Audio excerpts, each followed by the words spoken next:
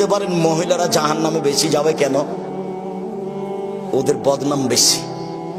যখন আল্লাহ রাসূল বললেন ইয়া মাশারা নিসা তাসাদদাকনা ফাইন উরিত আকসারা আহলে আন-নার, মহিলারা শোনো শোনো শোনো শোনো, তোমরা দান করো, আমি তোমাদের অধিকাংশ দেখি জাহান্নামে।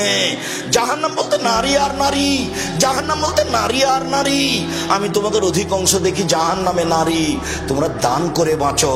তো দান করে বাঁচো কথাটা তো হলো, মহিলাগণ বলে বসলেন লেমা কেন কেন যাবো জাহান্নামে বেশি সেটা বলেন। তখন আল্লাহ রাসূল বলছেন তুকসিরুল লাআনা, তোমরা মানুষের বদনাম করো, মানুষকে অভিশাপ করো, এসে কথা বলো, এই কারণে জাহান্নামে যেতে হবে। এক।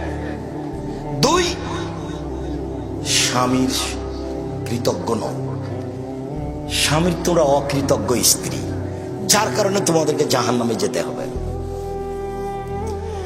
রাসূল সাল্লাল্লাহু আলাইহি ওয়াসাল্লামকে জিজ্ঞাসা করো আল্লাহর নবী মান নাজাত, বাঁচার পথ কি? তখন আল্লাহ রাসূল বললেন শোনো, আলজাম লিসানাক, মুখে বদনাম করিও না, জান্নাত পাবা। দুই, ওয়ালজাম বাইতাক, বাড়ি থেকে বাহিরে যায়ও না, জান্নাত পাবা। তিন, পাপের জন্য কাঁদো, জান্নাত পাবা। আয়েশা রাদিয়াল্লাহু তাআলা আনহা বলেন আমি বললাম আল্লাহর নবী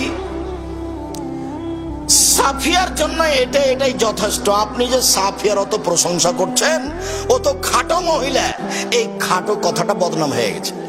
তখন আল্লাহ রাসূল বলছেন আয়েশা শোনো, লাকাত কুলতে কালিমাতান লা মুজিজাত বিহাল বাহর আলা মাজিজাতহু, আয়েশা তুমি যে কথাটা বলেছো, এই কথাটা যদি সাগরে ফেলে দেওয়া হয় সাগরের পানি ঘোলা হয়ে যাবে।